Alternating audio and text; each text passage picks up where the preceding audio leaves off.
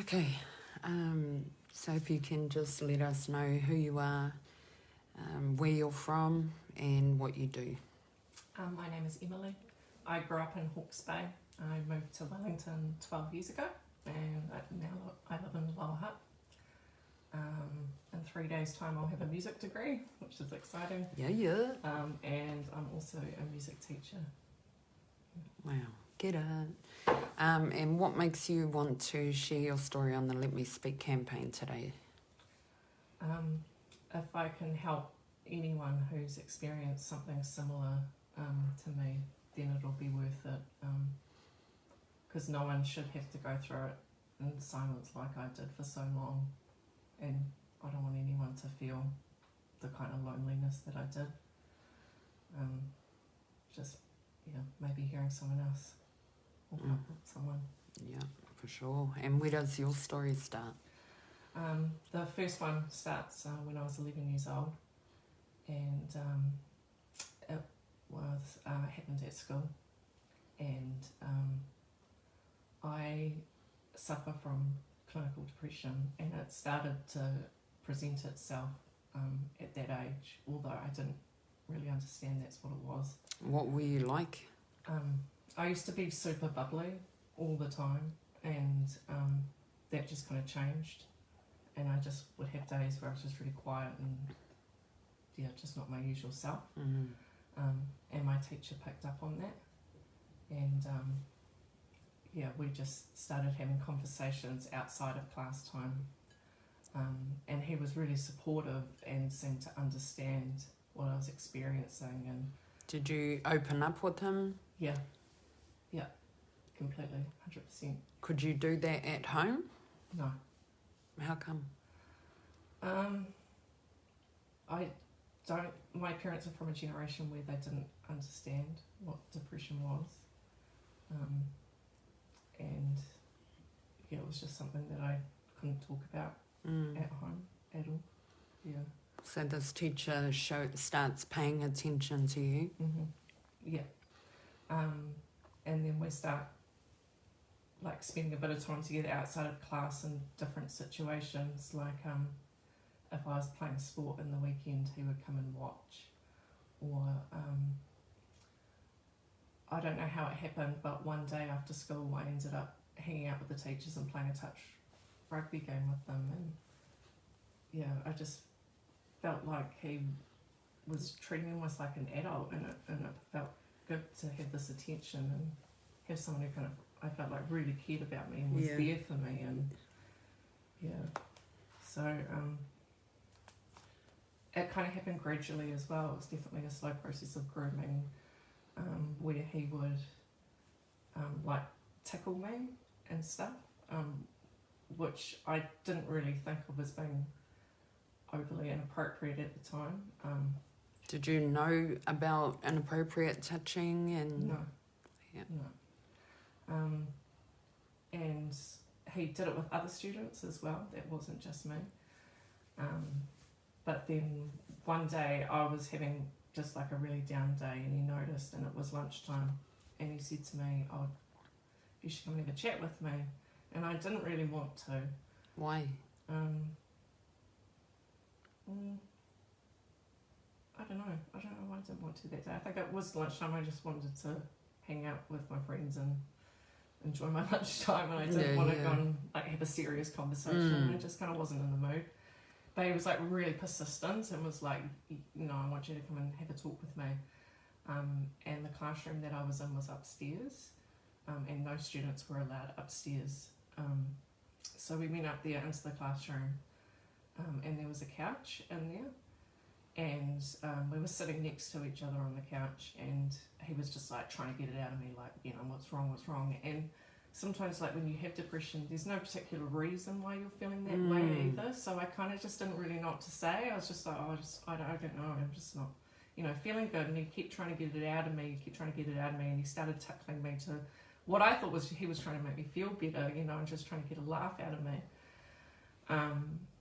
And I'm super ticklish. And so he started tickling me, and then he grabbed me and pulled me behind his back. And we were sitting on the couch, so he pulled me behind him, so I was lying flat and my arms were by my side, and then he leant back on me. And so I couldn't move my arms. I was completely kind of out of control at that point. And then he reached around his back where my my torso was behind, and he put his hand up my top, and went to touch my breasts. And I just like froze at that point and just completely freaked out and didn't know what to do and didn't know what to say, just completely frozen. But maybe someone was watching over me that day, I don't know, but I was so lucky that the teacher on duty was just like doing the rounds. And she came upstairs just, to check if there were any students up there hanging around or whatever, and walked in. But because I was behind his back and his hand was behind his back, she couldn't see that his hand was up my top. And so he quickly pulled it out. And what did she say when she opened that door? She just said, "Is everything okay in here?" And I didn't say anything. And he just said, "Yeah, no, it's all good. Me and Emily are just having a chat. She's just not feeling too good." So she just left it. And it obviously really freaked him out. So I got up quite quickly as well because, he'd let go of me. I sat up at that point. And I just... And what did he say? Did he say anything when she walked out? I can't even remember at that point. My focus was just to get out of that room. Yeah, I can't even remember if he said anything to me at that point. Yeah. And then the next day, my class was out at PE, and like a student messenger came and said that the librarian wanted to see me, which I thought was really weird because I hate reading. I don't spend any time in the library. I was like, what the hell? What is this about? And I went, and it was the teacher that walked in that had sent the student over. She just didn't want him to know that it was her. I was going over to talk to her because I had nothing to do with this teacher. I had no relationship with her. The teacher that walked in? Yeah. This was the first time I'd probably ever spoken to her.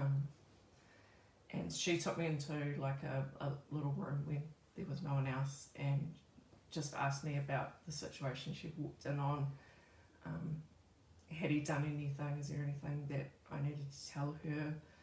And I was just so confused by it and didn't know what to say and didn't want to get into trouble and felt conflicted about getting him into trouble. And why do you feel conflicted about getting him into trouble?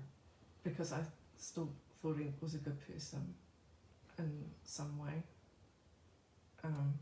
Like, how could someone who seemed to care and support about me so much want to hurt me? Surely it was, maybe that's just what adults do. He seemed to be treating me like an adult. Yeah, but I don't. Did you think that it could have been an accident or anything like that, or you knew that it was deliberate what he had done? I knew it was deliberate because he did it again. Yeah, so it was deliberate, and it got to a point a couple of years later where I told a couple of girls that I trusted that went to that school. So this happened a couple of times? Yeah. And they said that they'd heard stories of things he'd done to other people as well. And once I heard that just confirmed everything, that it was completely wrong, inappropriate, and I wasn't special, obviously. This was something that he was doing to other people, and it was all calculated. Yeah. And how does that make you feel? Sick. That I don't know how many other people he's done that to. Did you speak to your parents or anything like that? I thought about telling my mum one day, and I told her that something had happened at school, and we were in the car, and she pulled over, and she was just really stressed and tired, and when she said to me what happened, I kind of sensed a bit of an anger in her voice, like, what am I going to have to deal with now? You know, like, and so I just didn't want her to get angry, and I was just like, oh, this just, no, it's not worth it, and I just kind of made something up that something happened with a friend or something. And I just didn't feel comfortable telling her. Yeah, I just thought she'd be angry and blame it on me as well. Because even after it happened the first time, I didn't stop spending time with him outside the school. So because he was still the only one giving me that attention and support when, there were some days when I was starting to even feel suicidal, and he was still giving me that attention, and I wasn't getting it anywhere else. So it was like a compromise that you had to make in order to get that attention, to, go through what he was doing to you? Yeah, it did only happen a couple of times, and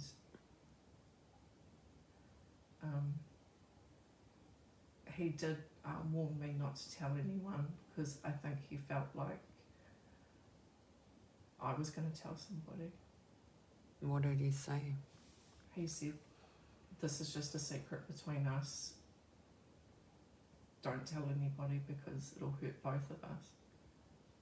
And then he started distancing himself from me a little bit. Yeah, and that was towards the end of the year, so it was all over. And what did that experience do to you? It definitely made my depression worse. I just became very antisocial. I didn't know how to relate to my peers because none of them would understand that. And he was quite a popular teacher as well, so there was so much fear of people not believing me because everybody seemed to love this teacher. And yeah, I just kind of shut myself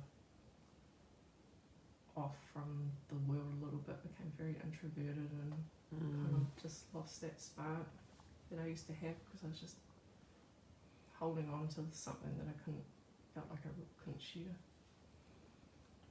Yeah. All right.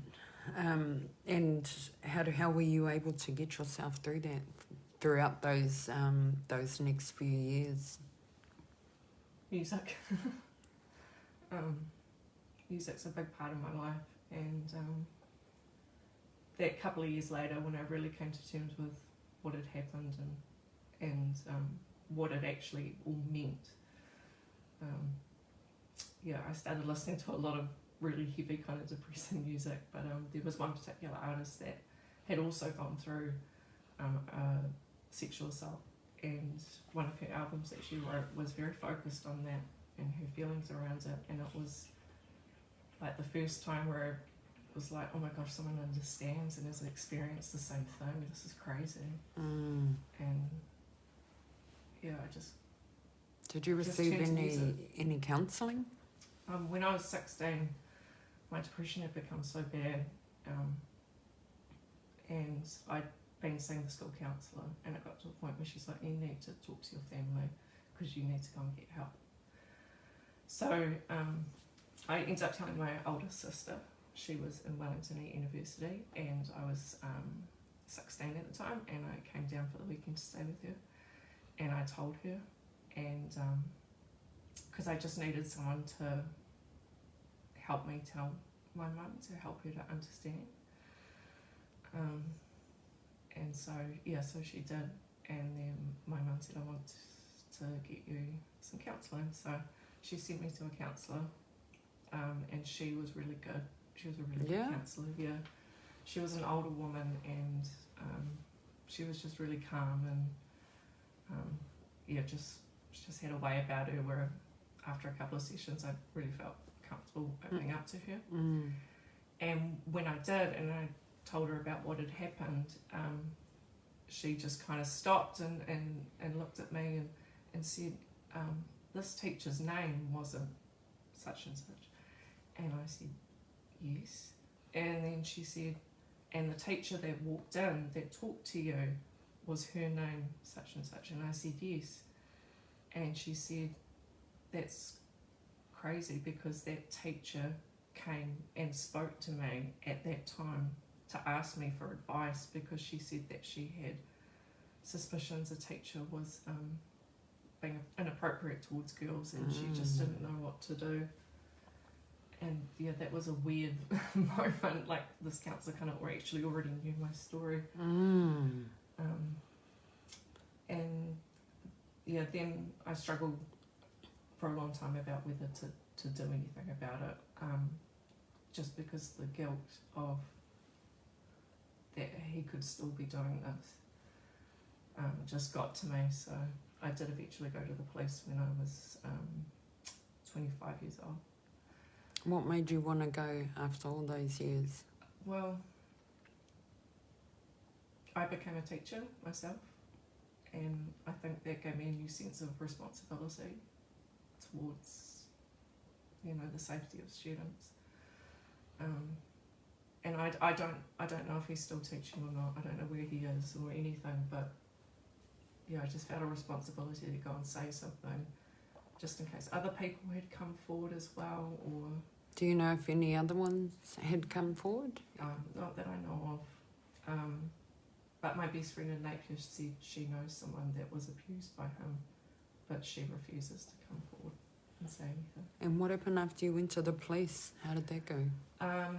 She just said, the police officer interviewed me, she was really good, and she said, unless we get more people coming forward, because it's such a historic case and you're an adult now and you were a minor at the time, her advice to me basically almost was, it's not worth trying to go through the justice system for this case unless we can make it bigger somehow.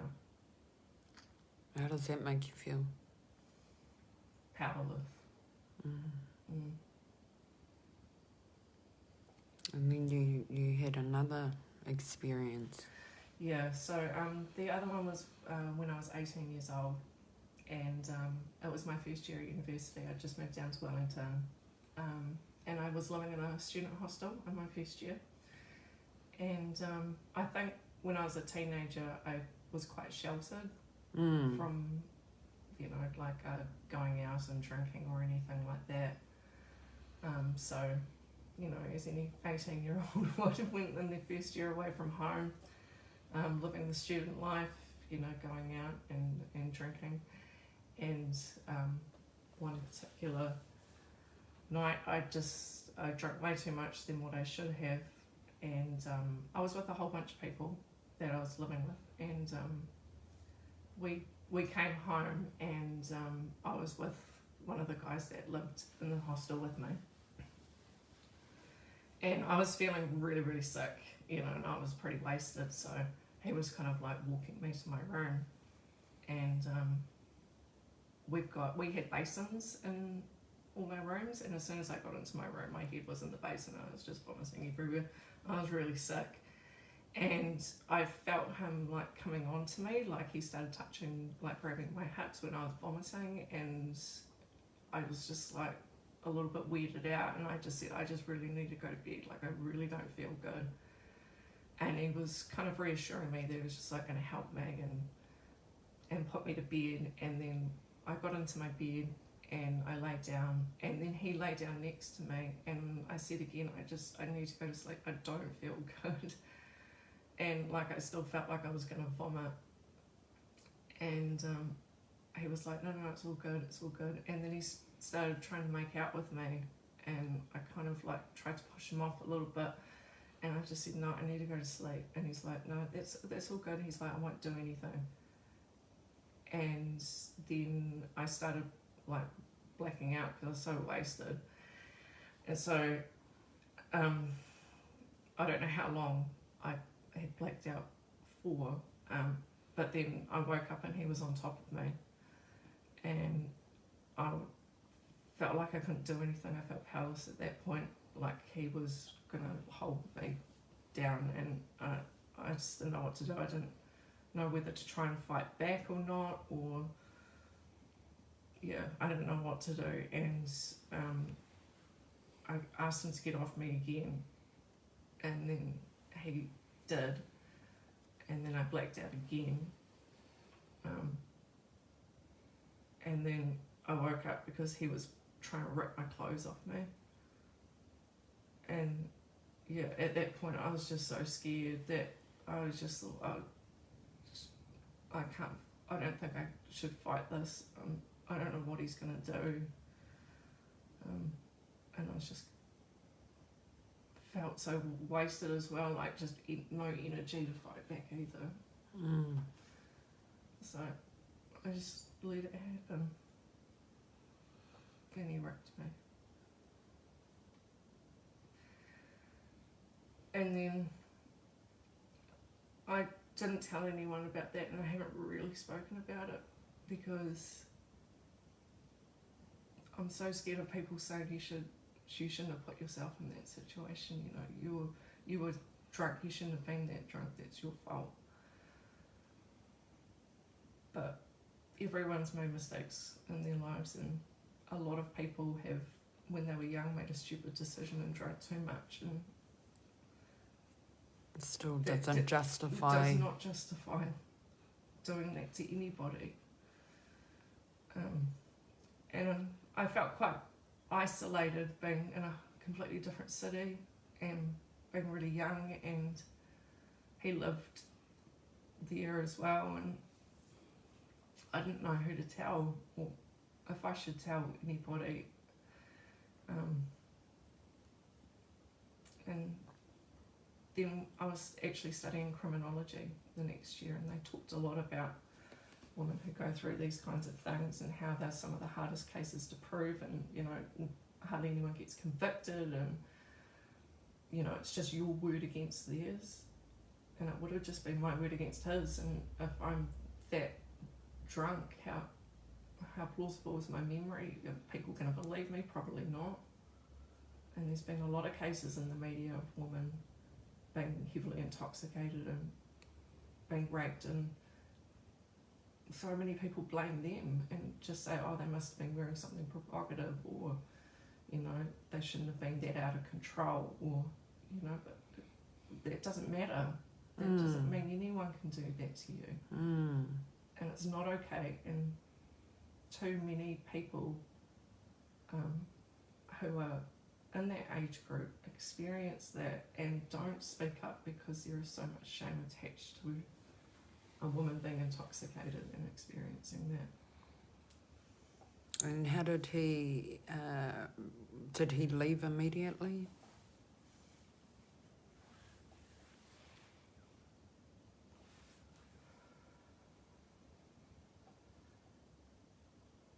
No, he stayed for a little bit, and then I blacked out again, and then I don't know when he left, because I woke up in the morning and he was gone, and I just had like clothes half ripped off me, and Did you go and see a counsellor after that? No. How were you able to push yourself through healing from that? Did you speak to any of your friends or anything? No. Nobody? No, nobody. So you've just carried that all this time? Yeah, pretty much. I ended up telling my ex-partner a few years ago, and she just said, why did you never tell me? And I just said, I didn't want anyone to blame me. And then that was it. She just didn't say anything else. How do you feel about, so you say that you didn't want anyone to blame you. How did you get away from that? To be sitting here to share your story? Listening to other people's stories and brave women who have spoken out in this situation. Yeah.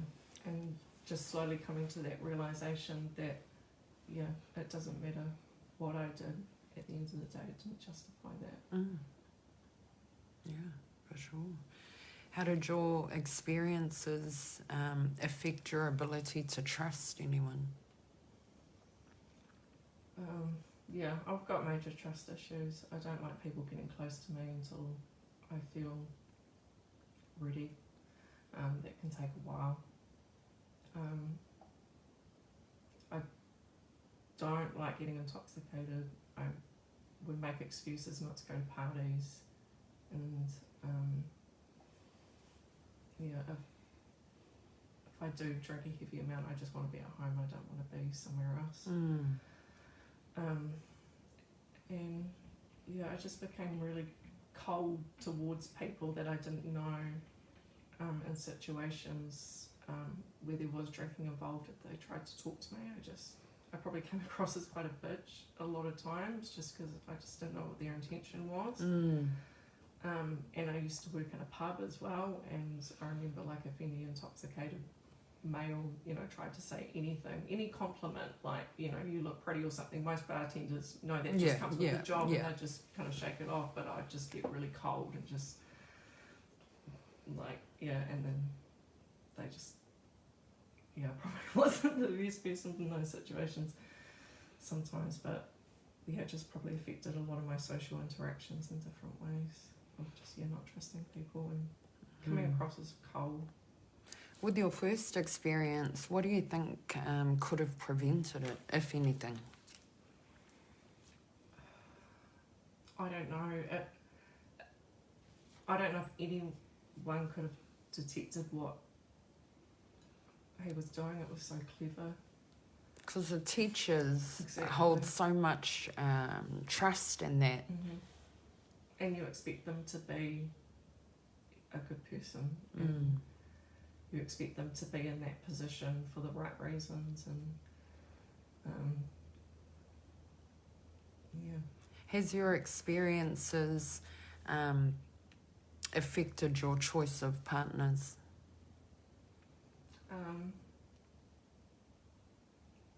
Not the first experience. I did know from a young age that I was bisexual. I knew that. And I had male partners, when I was a teenager, my late teens. And I also dated girls as well. But after that second experience, I found my attraction to men gone. I have a lot of male friends that are like my brothers, and I love them to bits. There's zero attraction to any males whatsoever. That's completely gone. Fair enough. All right, well, is there anything else that you want to say? I just want anyone to know that doesn't matter what you did, there is no shame in speaking up about your experience, because no one has the right to touch you or do anything to you, no matter what. Yeah, for sure. Well, I want to thank you for sharing your story with us today. All right.